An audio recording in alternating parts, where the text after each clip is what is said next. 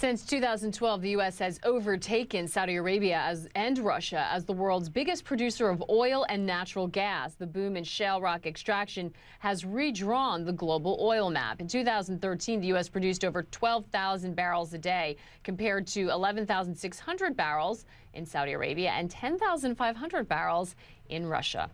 My next guest says without the oil and gas boom, oil prices would be hitting $150 a barrel.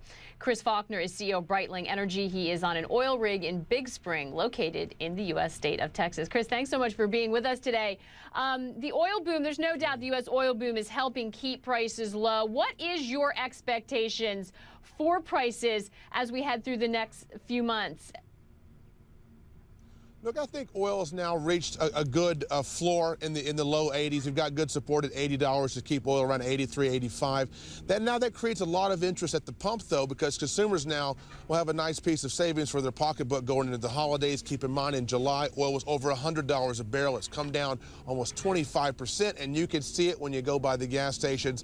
A lot of parts of our country now seeing gas prices under $3 a gallon, and I think there's room for it still to slide 10, 15 more cents as we see less driving sometimes during most parts of the winter. I know we've got the holiday bubble coming up where folks will take to the road for Thanksgiving, and they will be able to save money at the pump here, I think, for the next few months. And I got to tell you, I filled up my cars this weekend, and you do feel that difference in your wallet. That's for sure. A lot of people are excited about the prospect for cheaper energy prices for consumers. There are others arguing, though, that the U.S. should be able to export the oil. There's sort of a big debate going on. Where do you fall in that debate? There is.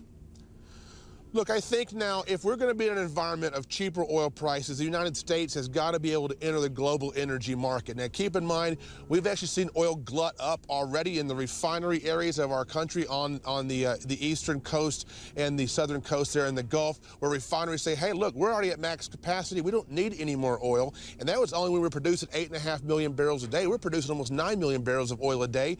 We need to be able to export this oil to the world energy markets. If we're surpassing Saudi Arabia now in raw crude oil production, we need to enter the global energy markets, but it's not going to happen overnight. We know things in Washington moves kind of slow.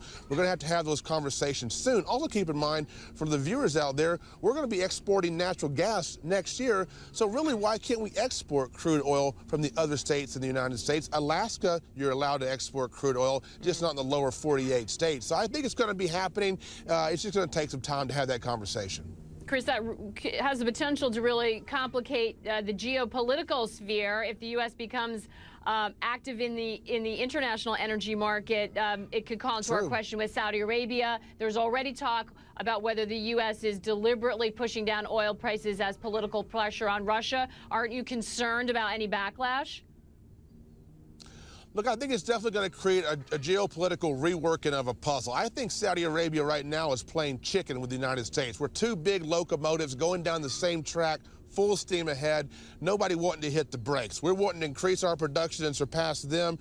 They're wanting to keep their production at the level they're at today to keep the prices down, hoping that they will slow things down here in the United States. November 27th is the big OPEC meeting, where there's going to be basically almost a fist fight of these OPEC member countries like Iran and Iraq and Venezuela wanting to force Saudi to cut production to get the price back up because they need expensive oil over there. $80 oil does not cut it for many of these countries. Their budgets are hinging on $100, $114, $140 oil in the case of Iraq. Look at Russia. They need $114 oil just to break even, and they're nowhere near that. They're in the middle of a war or a skirmish, whatever you want to call it, with the Ukraine. When they went to war with them, they were at $106. They're at $80 today, and they can't make their budget numbers. So Saudi Arabia is running the show in a way, but OPEC is becoming less relevant. They're all fighting together. So we're going to see what this thing does if the United States is not going to cut production. OPEC, either all the countries will have to, or Saudi will have to say enough is enough and cut it down.